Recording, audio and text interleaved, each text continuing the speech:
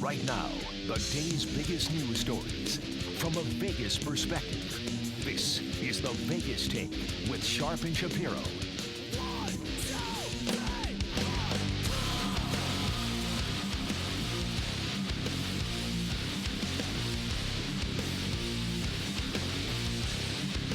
What's up, everybody? Welcome. It is the Vegas Take, Sharp and Shapiro. Very glad you could join us on a Thursday. Sometimes I lie on this show. You know, I say we're loaded up. We got some great guests. Sometimes but today I'm actually telling the truth. We got a lot of great guests lined up for you today. A lot to go over. We got Chris Wynn in studio. Of course, across the table for me is Mr. J.D. Sharp. I'm Brian Shapiro, and we are broadcasting not only live on KDWN, but also on the World Wide Web on YouTube. Check us out, the Vegas Take page. We have a very exclusive interview lined up today. If you recall, yesterday we talked a lot about the Nicholas Sandmann case. This is the case where these kids are wearing MAGA hats, and they're confronted by the Hebrew Israelites. And we learned yesterday that CNN actually paid off this kid and his family. We don't know exactly how much, but the attorney for Nicholas Sandmann is going to be joining us. His name is Todd McMurtry. He's going to be joining us in hour number 3.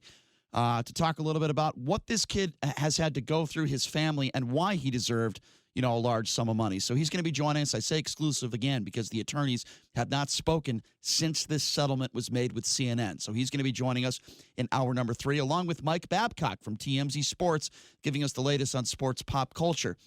Okay, so that's going to be pretty cool. Hour number 2, this crazy story that made national news. A man sitting in a bus, a war veteran, punched in the face because an African-American gentleman sitting across from him put his legs on him, and he told him to take his legs off of his lap. The guy punches him in the face. He loses his eye, could have lost his life, and this man is on the loose. Police are looking for this guy, so we wanted to get Larry Hatfield from Las Vegas Metro to come in studio, which he graciously is, to talk to us about this, to get this bastard and find him. So we'll talk to Larry Hatfield from Metro coming up in hour number 2. We need your help in finding this scumbag and getting him off the streets. Doesn't end there. Coming up here in just a few minutes, we're going to be talking to Congresswoman Dina Titus. What does she know about this attack in Iran? Does she have more information? What do her friends in Washington know? We'll talk to her about that. We'll talk to her about impeachment. Nancy Pelosi, she still has not released the articles. So Dina Titus, Congresswoman here in Las Vegas, will be joining us coming up here in just a few minutes. And you're not going to believe what Ilhan Omar said. You're not going to believe what she said yesterday. You know what? I'm not even going to tease it. That's all I'm going to say. You are not going to believe the comments that Ilhan Omar said yesterday. It's going to make you want to vomit. I don't care whether you're a Republican or a Democrat. This woman should not be representing anybody in this country. We'll get to that coming up at the bottom of the hour. But, gentlemen, thank you for being here. Chris, JD, we have a loaded show today. We got a lot to get to, don't we? We indeed do, Brian. I'm looking forward to it. Yes. Chris, thank you for being here as well. I know you're a little under the weather. Always a good time to come in and join you guys. And, yes. Yeah, you're right, Brian. All kinds of topics to discuss, and it goes all across the spectrum as well, too, that will be bouncing around. So we're going to talk a lot about this strike in Iran and their response. We'll get to that with Dina Titus coming up in a little bit. But something that the media has not covered extensively is this plane crash that I believe that killed 167 people, if I'm not mistaken. It was a plane that was over Iran at the time of the bomb strikes, to the U.S. Properties there in Iran. 167 people died. Now, a lot of people were very skeptical about this situation. Let me give a little bit of background. Just a few minutes after this plane took off, it went down. Everyone's dead. The Iranian government said nobody can investigate this. They don't want anybody to investigate it. And then again, minutes after this plane went down, they said it was a mechanical failure. Anybody who knows anything about investigations and plane crashes will tell you it is literally impossible to come up with that full conclusion without investigating. So that leads me to believe one thing. And by the way, if you look at pictures of this crash, there are a lot of people, experts on television, are saying, look, that looks like it was taken down. The plane looks like it was shot down. And I would probably say the same thing. And now we're hearing this chilling, horrible story. By the way, I think there were over 60 Canadians that were on that plane as well. Just horrible. Innocent people that lost their lives, probably at the hands of the Iranian government, I would imagine. 20 minutes before the plane took off, this is it's a chilling story. Her name is Shada Shadku. She was on the plane. She lost her life. She called her husband from aboard the flight. She wanted him to reassure her that everything would be fine. She was worried. She said the family said that her husband said she'd taken 3 weeks off her job in Toronto to visit her mother and sisters in Tehran. And there's many other stories like this, visiting family, so on and so forth, in that country.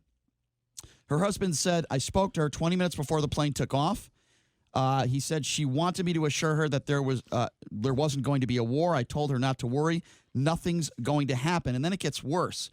Her husband said that she had a premonition that the plane was going down. Keep in mind, this is 20 minutes before she lost her life, 20 minutes before the plane crashed. He also said that worried about the people she was leaving behind. She actually thought she was going to die. And then she posted a selfie on Instagram expressing all of her fears before the plane took off. And in that picture, her husband says she knew. Look at her face. Look at the poem that she wrote. He said as he held up his phone to show the photo she posted, then he read the words she wrote, his voice breaking. She said, I'm leaving, but what's behind me worries me, behind me, behind me. I'm scared for the people behind me. Her husband said she was an angel. I wish I didn't exist right now. I can't even imagine the pain and the suffering that all the family and friends of those who lost their lives on that plane are going through. But make no mistake about it, this was it could have been a screw up. Maybe perhaps one of those bombs hit the plane. Maybe they didn't do it intentionally, although I doubt that. I think it probably was intentional. Why, I don't know. But the fact that the Iranian government is not allowing anybody to investigate this crash leads me to believe one thing and one thing alone. And that is that this was an intentional act. They don't want somebody to investigate it. And that's it. It's as simple as that. So here's what we got to do. Coming up next, we're going to be talking with Dina Titus, Congresswoman here in Las Vegas, and a lot of questions to get to her. Maybe she knows a little bit more than we know. I would imagine she probably does as a congresswoman. I want to talk to her about this attack in Iran. I want to talk to her about how she feels about this thing. How do some of her Democratic friends feel about this? That and much, much more. Dina Titus, Congresswoman, will be joining us next on the Vegas Take. We'll take a quick break, and we will be back right after this. You're listening to the Vegas Take right here on the all-new 101.5 FM, 720 AM, KDAWN.